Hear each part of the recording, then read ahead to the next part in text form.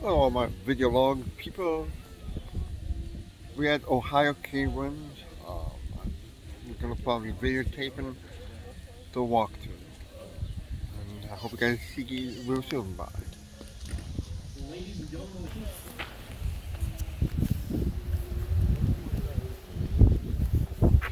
Oh, oh.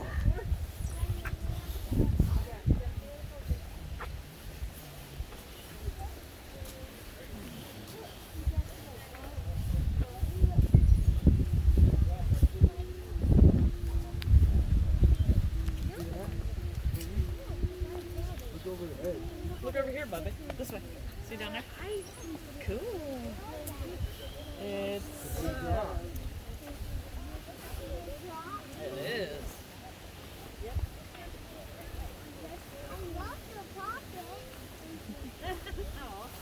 You should have brought yours, huh?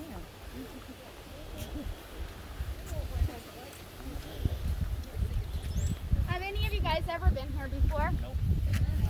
Alright, this guy. So if you were here a long time ago, everything underground is pretty much the same. A lot up here has changed though. How many of you took the historic tour already?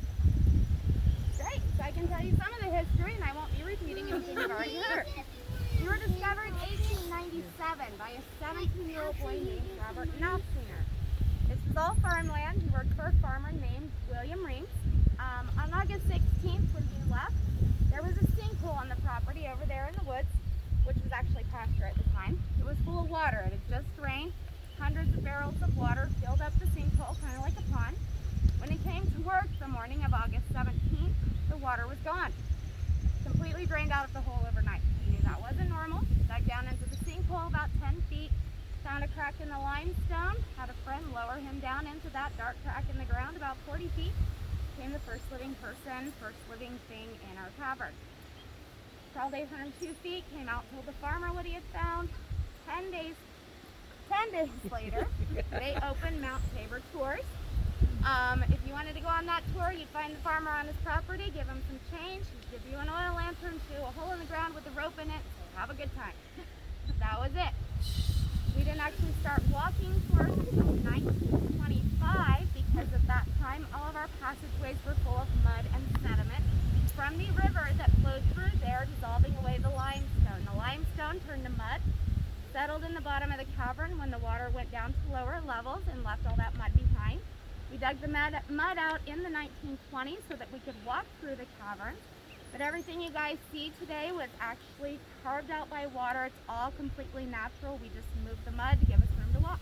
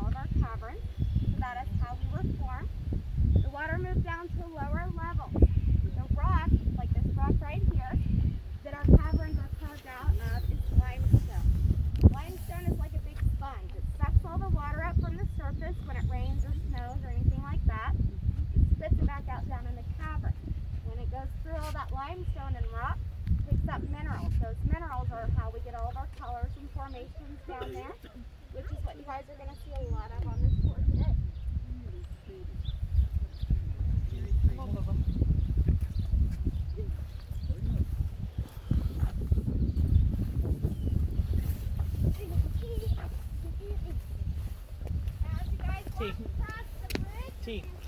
Another area over here. This was a sinkhole. We dug out the pipe and before this massive one before. There are 3 layers of the earth's surface you can see from here. All of this stuff is grass, bushes, topsoil. It's a fancy way to say dirt. Just below the dirt is shale, which is the kind of gray, flaky, flat rocks you guys see on either side. Most of our minerals for our formations and stuff come from that shale. The water goes through that, picks up those minerals, and comes down into the cavern. The brown rock surrounding the door there is Columbus gray limestone. That is the bedrock of this part of Ohio, and our state capital is actually built out of Columbus gray limestone. Not sure if it became Columbus gray limestone before or after they did that. Probably before.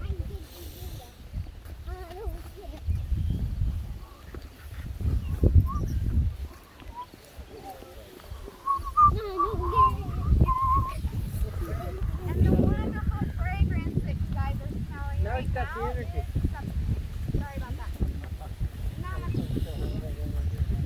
And you guys will notice the boulders on the side. The fifth one is different. The brown ones are limestone. We dug them out of that sinkhole. That one there we also dug out of that sinkhole. That stone is granite. There is no granite in Ohio, or not this part of Ohio. That granite boulder was pushed down here by those glaciers from northern Canada. You're fine.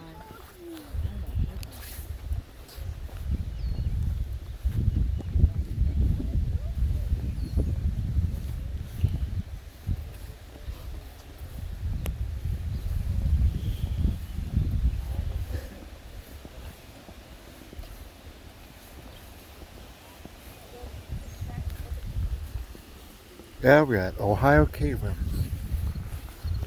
Right there.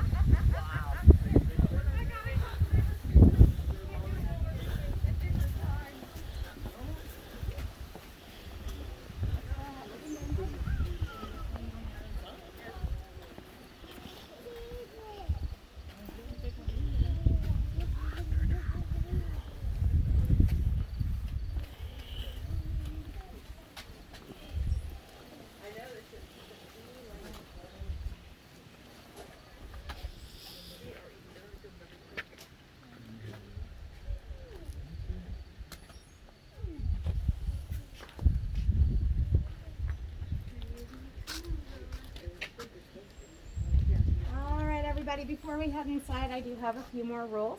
We do not allow any food or drinks in the cavern. So if you do have them now. anything, please put it up, keep it put up and tucked away until we come out. The only exception to that rule is water. There's already a lot of water in there. That's not going to hurt anything.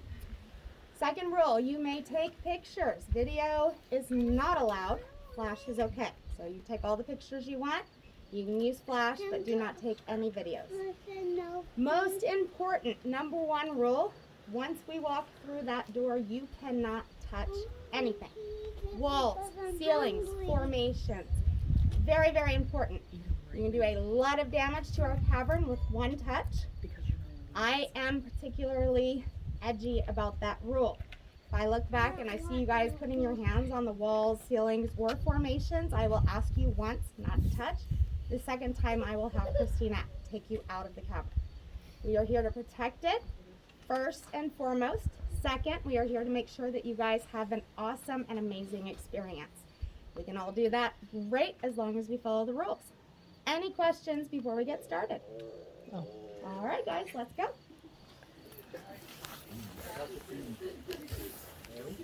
Very important.